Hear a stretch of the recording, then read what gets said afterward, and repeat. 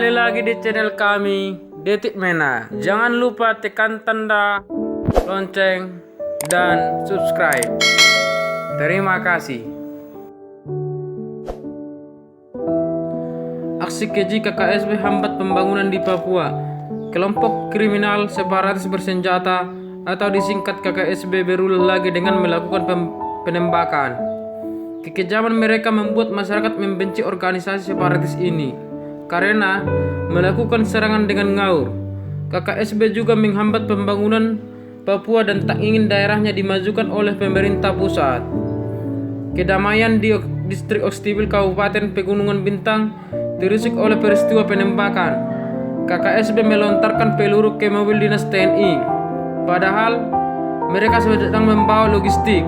KKSB licik dengan melakukan penembakan dari jarak 200 meter dan tidak berani face to face dengan aparat. Dan Rim 172 PW Brigjen TNI Ijak Pangimanan menyatakan ada 2 anggota TNI yang jadi korban dalam peristiwa tersebut. Mereka adalah Prada Gusmansyah dan Prada Haldan yang mengalami luka memar dan pendarahan akibat terkena sembilan pelor. 2 orang itu langsung mendapat pertolongan pertama di rumah sakit Oksibil. Penembakan terhadap mobil dinas TNI merupakan pertanda bahwa KKSB menghambat pembangunan di Papua karena aparat diterjun di bumi cendrawasih untuk membantu pemerintah pusat memajukan wilayah. Mobil yang ditembak juga berisi logistik yang sangat penting. Peristiwa lain jadi bukti bahwa KKSB menghambat pembangunan di Papua ketika mereka menempati pekerja sikarya dan yang akan membangun jembatan. Padahal jembatan itu adalah bagian dari jalur Trans Papua. Bagaimana bisa mereka anti kemajuan dan tak ingin jalur ini segera selesai? Padahal banyak warga sipil yang lewat jalur Trans Papua segera diselesaikan karena bisa mempercepat transportasi dan menghemat waktu.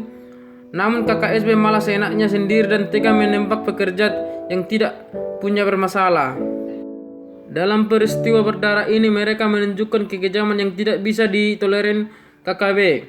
Mereka takut saat Papua maju jadi wilayah modern karena mereka merasa dijajah oleh Indonesia. Padahal Papua bagian dari Indonesia dan mereka adalah ngotot untuk mendirikan negara sendiri yang tidak sah di mata hukum karena tidak bisa mendirikan negara di dalam sebuah negara. Mindset kelompok separatis itu perlu diluruskan karena mereka ingin saja mendeklarasikan negara federal Papua Barat. Bagaimana mereka bisa mengatur negara sendiri kalau memanfaatkan fasilitas yang dibangun oleh pemerintah Indonesia seperti jalan raya? Seharusnya mereka merasa malu. Jika KKSB dan OPM yang ditangkap, maka akan plan victim dan meminta bantuan ke dunia internasional, padahal negara lain tak ikut campur karena permasalahan ini bukan hak mereka untuk menolong. KKSB anti kemajuan karena ketika waktu warga sipil makin pintar, maka tak bisa mereka provokasi. Mereka memang selalu membujuk masyarakat di bumi cendrawasih untuk lebih memilih bendera bintang kejora daripada bendera merah putih. Padahal masyarakat Papua tidak mau ikut campur jalan mereka jadi separatis karena lebih cinta NKRI. Masyarakat Papua paham bahwa KKSB hanya segelintir separatis yang mencari perhatian dan mereka tak mau terpengaruh olehnya.